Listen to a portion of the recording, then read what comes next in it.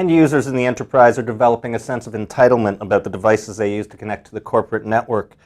This bring your own device trend, Rafael Ruffolo, senior writer, ComputerWorld Canada, you think this is a good idea?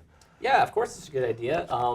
I think a company we've talked about a lot on this argument show has been RIM, and we wanted to stay away from it today, but I'm actually going to come back to it really briefly because a company like that is sort of losing steam and dying out because of that outdated model of the IT department is going to buy these devices and roll them out.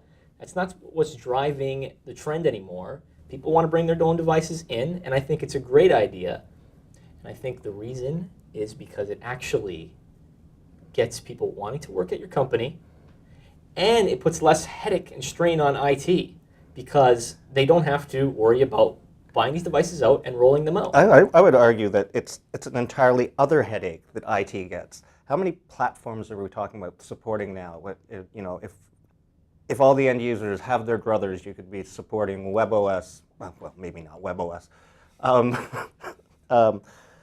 Windows Phone 7, maybe not one. You get my point though, BlackBerry, iOS. There's a couple how big many ones. flavors of Android would you be supporting? I mean, just from a security and support perspective and from enforcing policy on any of these devices, just a nightmare. You're going to buy a third-party management app anyway at this point. Even BES, BlackBerry Enterprise Server, is being opened up to allow users to control, or IT people to control Apple phones and Android phones.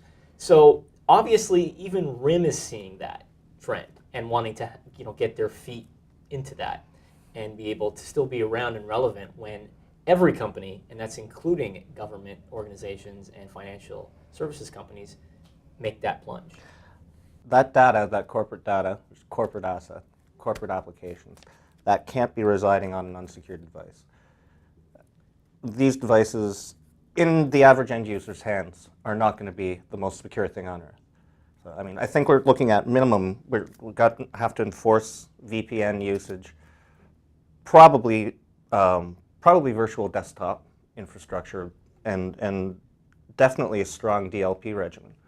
We're not just talking about tablets and smartphones. We're talking about laptops as well. And you have companies that are rolling out laptops now, and it's the age-old story. Anytime you bring in some sort of new technology, there's this fear. Email was a huge fear in the enterprise. Now it's like the basic way that people communicate. People won't even walk 3 feet to talk to someone face to face. They'll talk through email.